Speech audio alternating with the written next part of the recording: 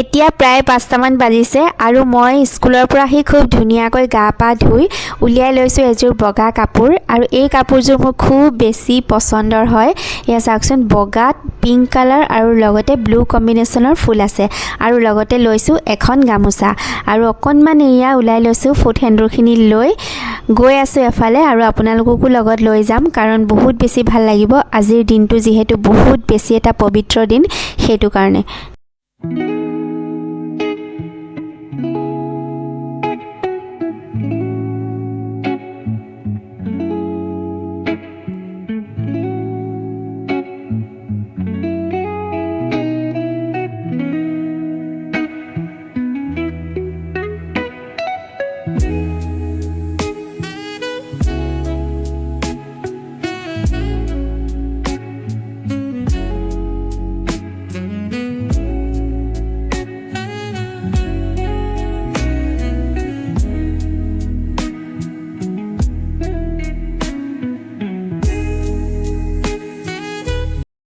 এতিয়া ওলাই মেলি ৰেডি, আচলতে যাবলৈ লৈছোঁ শিৱ মন্দিৰলৈ।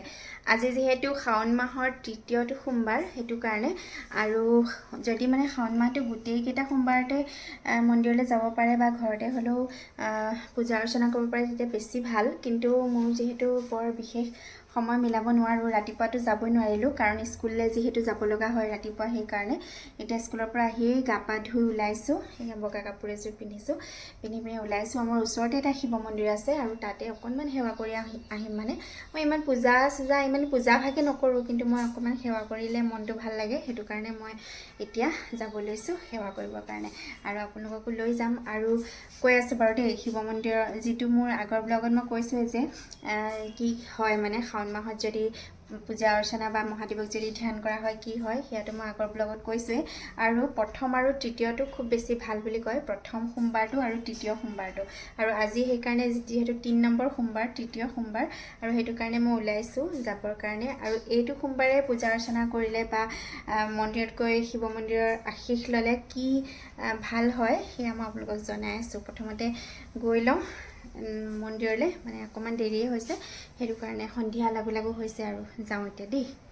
আমাৰ কেম্পাছৰ তলতে খুব ধুনীয়া এজোপা বেলগছ আছে আৰু তাৰ পৰা এয়া ছোৱালীয়ে মোক ছিঙি দিছে 3টা বেলপাত, যিহেতু মই অৰ্পণ কৰিব লাগিব তাত, সেইকাৰণে। আৰু আহি পাই গ'লোহি। প্ৰথমতে মই এয়া চাকি লৈছোঁ আৰু আজি ঘি চাকি লৈছোঁ মই, আৰু কি কাৰণে ঘি চাকি লৈছোঁ সেইটোও মই জনাম বাৰু।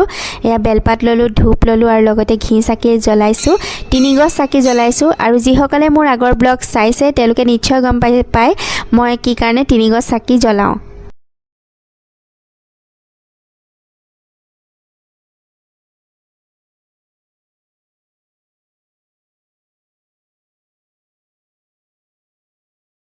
আজি যিহেতু শাওণ মাহৰ তৃতীয়টো সোমবাৰ আৰু এই সোমবাৰটো অত্যন্ত শুভ বুলি মানে বিশ্বাস কৰা হয়।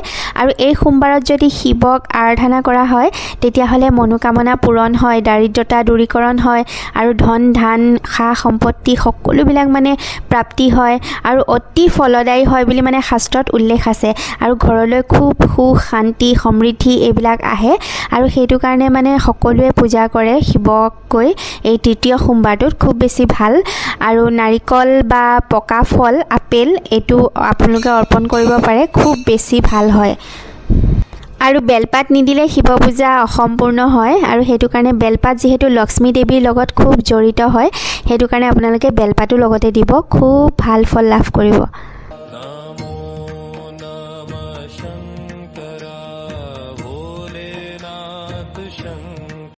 এতিয়া আহি পালোহি, একদম সোনকালে গ'লোঁ আহিলোঁ আৰু ধূপ চাকি জ্বলালোঁ। মই আগতেও কৈছোঁ মই একদম বহুত বেছি ৰিলিজিয়াছো নহয়, বহুত বেছি ছুপাৰষ্টিচিয়াছো নহয়, কিন্তু মোৰ মানে কি মন্দিৰ অকণমান মাজে সময়ে গৈ থাকিলে মনবিলাক ভাল লাগে, সেইটো কাৰণে মই মন্দিৰলৈ গৈ থাকোঁ।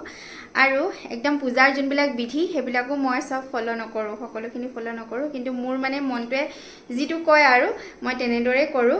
মই ধূপ চাকি মন্দিৰত জ্বলালে মোৰ খুব বেছি ভাল লাগে, সেইটো কাৰণে মই তেনেদৰে জ্বলাওঁ। কিন্তু আজি যিসকলে মানে পূজাৰ সম্পূৰ্ণ বিধি মানি চলে তেওঁলোকে নাৰিকল ফল দিব লাগে বুলি কয়। নাৰিকলটো এনেকৈ ভাঙি দিব নালাগে, তাতে শিৱলিংগৰ কাষতে থৈ দিলেই হৈ যায়।